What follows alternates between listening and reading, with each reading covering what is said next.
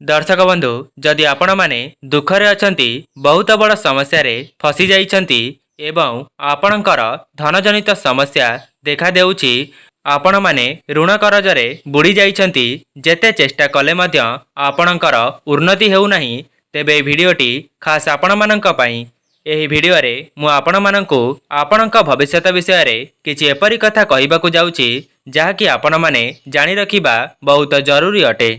आपणक screen उपरे दुईटी पारा देखुचंती एथि मध्यरु जेउटा आपण मानकु अधिक पसंद आछुछि सेही पाराटी को बाछंतु।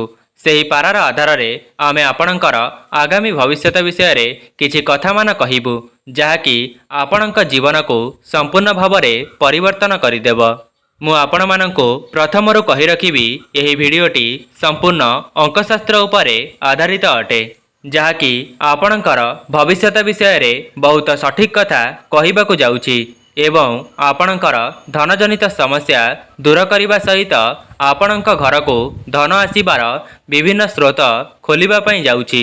सेथिपई जेउ माने भी भिडियोटी को देखुचंती से माने शेष पर्यंत अवश्य देखंतु एवं निज भविष्यत विषय रे निश्चय जानी करी जानतु काहेकि ना अधा अधूरा ज्ञान भयंकरी होई थाए।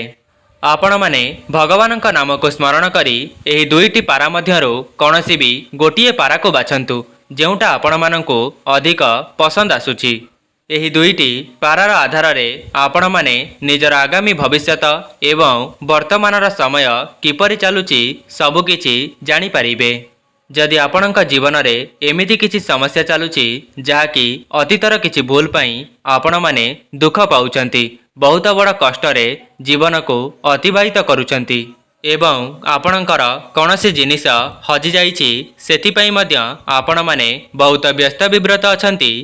ता सहित आपणकर दाम्पत्य जीवन हेउ किंबा पारिवारिक परिस्थिति जेउथिरे आपणकर किछि बाधाविघ्न आसुछि सेही विषय रे मध्य आमे आपणको कहिबा पई जाउछु। जदि आपणको कुआ जाउथिबा कथा भल लागिब तेबे वीडियो को लाइक करी आपण माने कमेंट बॉक्स रे जय जगन्नाथ जय मां लक्ष्मी अवश्य लिखि दियंतु। तेबे आपण मानक पई 5 सेकेंड समय रहिछि एही 5 सेकेंड मध्य रे आपणको जेउ पाराटी अधिक पसंद आसुछि सेही पाराटी को बाछंतु एवं एहा परे आमे आपणको आपणक निजस्व जीवन विषय रे किछि कथा कहिबा पई जाउछु जहा कि आपणकर अतीत वर्तमान एवं भविष्यत सहित जड़ित अटे। सेथिपई आपण माने संपूर्ण विश्वासर सहित गोटिए पारा को बाछंतु एवं निज जीवन विषय रे सुनिबा पई प्रस्तुत रुहंतु। तेबे मु आशा करूछि आपण माने कोनोसी भी गोटिए पारा को बाछि सारिचंती। तेबे आसंतु जानिबा जदि आपण माने प्रथम पाराटी को बाछिचंती तेबे ताहा कोन कहूछि आपणक निजस्व जीवन विषय रे। देखंतु वर्तमान आपण अकर्मी परी जीवन को अतिबाहित करुचंती कौनसी भी काम रे आपणकर ठीक भाव रे मन लागु नाही जेउ भी क्षेत्र रे आपण हाथ देउछंती सेथिरु आपणको असफलता देखिबा पई मिलुछि। जेउ माने आपणकर गुप्त शत्रु थिले सेमानकर हारिबा परिस्थिति आपण माने देखि सारिलेणी सेमाने आपणक ठारू पराजय स्वीकार करि सारिलेणी तथापि भी आपण माने बहुत चिंतारे अछंती काहेकि ना आपणक शत्रु माने आपणक पाखको आसीबा पई रास्ता परिष्कार करुछंती सेमानक सहित हाथ मिसाइबार एपरि किछि भावना आपणक मनरे चालू अछि किंतु जदि आपणक मनरे भी एपरि भावना आसुछि तेबे आपण माने सदा सर्वदा सतर्क रहिबे काहेकि ना काहाको भी विश्वास करिबा पूर्वरु आपण माने बहुत सतर्कता अवलंबन करिबे। एहा सहित आपण माने पशुपक्षी मानक प्रति बहुत स्नेह आदर रखि थांती जहा फल रे आपण बहुत स्नेही प्रकृतिर होई थांती एवं आपणकर अर्थजनित समस्या हेउ किंबा निजर क्यारियर पई आपण माने बहुत अधिक चिंता प्रकाश करुछंती। तेबे आपण माने जानि रखंतु जे आपणकर चिंताधारा एबे भास्यमान बिजुली परी हठात देखा देई शून्य रे मिलई जीव। आपणकर पूर्वरु जहाँ भी किछि समस्या चलुथिला ताहा वर्तमान समाधान होई जीव एवं आपणक निकट को धन आसीबार स्रोत मिल जीव। आपण माने केवल सकाळ एवं संध्या समय रे ओम नमो भगवते वासुदेवाय एही मंत्र को बारंबार उच्चारण करंतु ଆପଣଙ୍କର ସମସ୍ତ ବାଧାବିଘ୍ନ ସବୁଦିନ ପାଇଁ ନାଶ ହୋଇଯିବ। ଯେଉଁମାନେ ପାରିବାରିକ କ୍ଷେତ୍ରରେ ବହୁତ ଚିନ୍ତା ପ୍ରକାଶ କରୁଥିଲେ, ନିଜର ସନ୍ତାନ ସନ୍ତତିଙ୍କ ପାଇଁକା ଚିନ୍ତା ପ୍ରକାଶ କରୁଥିଲେ, ତାହା ବର୍ତ୍ତମାନ ଆପଣଙ୍କର ଶେଷ ହେବାକୁ ଯାଉଛି ଏବଂ ପିଲାମାନଙ୍କ ପ୍ରତି ଆପଣଙ୍କର ସ୍ନେହ ଆଦର ବୃଦ୍ଧି ପାଇବାକୁ ଯାଉଛି। ପୂର୍ବରୁ ଆପଣଙ୍କର କିଛି ମନ୍ଦଦଶା ଭୋଗ କରୁଥିଲେ, ଯାହାକି ଆପଣଙ୍କର ପୂର୍ବଜନ୍ମର କର୍ମ ଥିଲା, ଯେଉଁଥିପାଇଁ ଆପଣ ଯେଉଁ ବି କାର୍ଯ୍ୟରେ ହାତ ଦେଉଥିଲେ ସେଥିରେ ଆପଣଙ୍କୁ ଅସଫଳତା ଭୋଗ କରିବାକୁ ପଡ଼ୁଥିଲା। କିନ୍ତୁ ବର୍ତ୍ତମାନଠାରୁ ସେ ସମୟ ଦୂର ହୋଇଯିବ ଏବଂ ଆପଣମାନେ ଯେଉଁ ବି କ୍ଷେତ୍ରରେ ହାତ ଦେବେ ସେଥିରେ ଆପଣଙ୍କୁ ସଫଳତା ପ୍ରାପ୍ତି ହେବ। ଯଦି ବି ଆପଣଙ୍କୁ ଯେତେ ଟଙ୍କା ରୋଜଗାର କଲେ ମଧ୍ୟ ନିଅଣ୍ଟ ହେଉଛି ଏବଂ ଆପଣଙ୍କୁ ଋଣ କରଜରେ ବୁଡ଼ି ଯାଇଛନ୍ତି, ତେବେ ସେଥିପାଇଁ ମଧ୍ୟ ଆପଣ ଆଉ ଚିନ୍ତା ପ୍ରକାଶ କରନ୍ତୁ ନାହିଁ। ଦେଖନ୍ତୁ, ବର୍ତ୍ତମାନ ଆପଣଙ୍କର ମନର ଭାବ ଅଳସୁଆ ଅଟେ, ଯାହାକି ଆରମ୍ଭ ହୋଇଥିଲା 5 ବର୍ଷ ତଳୁ। କାହିଁକି ନା ସେତେବେଳେ ଆପଣଙ୍କର ଅସଫଳତା ଦେଖି ଆପଣ ମୌନ ହୋଇଯାଇଥିଲେ। କିନ୍ତୁ ଆପଣଙ୍କର ଯାହା ବି କିଛି ମନସ୍କାମନା ଅଛି, ଆଗାମୀ ଦିନମାନଙ୍କରେ ତାହା ଖୁବ୍ ଶୀଘ୍ର ପୂରଣ ହେବାକୁ ଯାଉଛି ଏବଂ ଆପଣଙ୍କର କାର୍ଯ୍ୟକ୍ଷେତ୍ରରେ ଦକ୍ଷତା ପ୍ରକାଶ ପାଇବା ପାଇଁ ଯାଉଛି।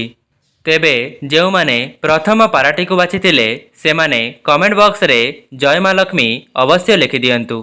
ଏବେ ଜାଣିବା ଦ୍ୱିତୀୟ ପାରା ବିଷୟରେ। ଯଦି ଆପଣମାନେ ଦ୍ୱିତୀୟ ପାରାଟିକୁ ବାଛିଛନ୍ତି, ତାହା କ'ଣ କହୁଛି ଆପଣଙ୍କ ନିଜସ୍ୱ ଜୀବନ ବିଷୟରେ।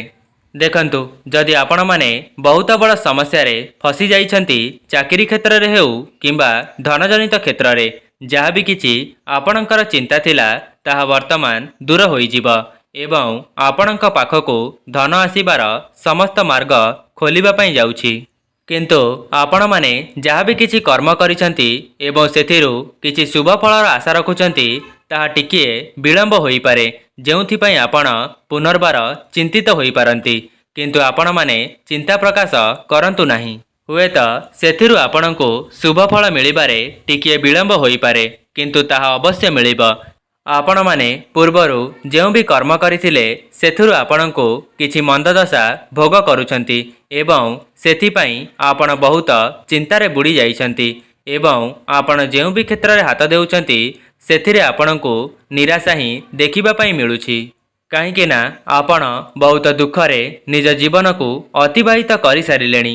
ବର୍ତ୍ତମାନଠାରୁ ଆପଣଙ୍କର ସୁଖର ସମୟ ଆରମ୍ଭ ହୋଇଯିବ।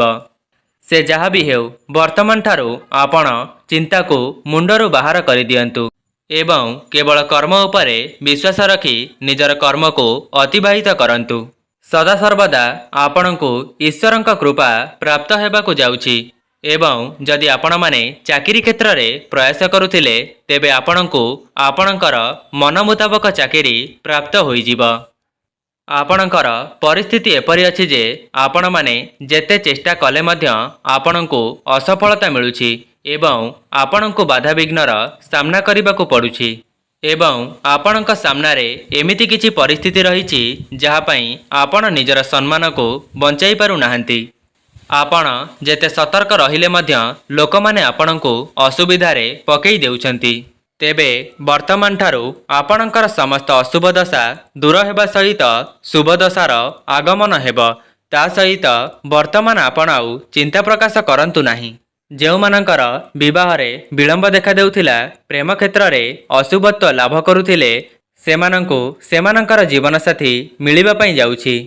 ତେବେ ଯେଉଁମାନେ 2 ନମ୍ବର ପାରାଟିକୁ ବାଛିଥିଲେ ସେମାନେ କମେଣ୍ଟ ବକ୍ସରେ ଜୟ ଜଗନ୍ନାଥ ଅବଶ୍ୟ ଲେଖିଦିଅନ୍ତୁ ଏବଂ ଭିଡ଼ିଓକୁ ଗୋଟିଏ ଲାଇକ୍ କରନ୍ତୁ ଏବଂ କମେଣ୍ଟ ବକ୍ସରେ ଆପଣ କେଉଁ ପାରାଟିକୁ ବାଛିଥିଲେ ତାହା ଅବଶ୍ୟ ଲେଖିଦିଅନ୍ତୁ, 1 ନମ୍ବର ନା 2 ନମ୍ବର।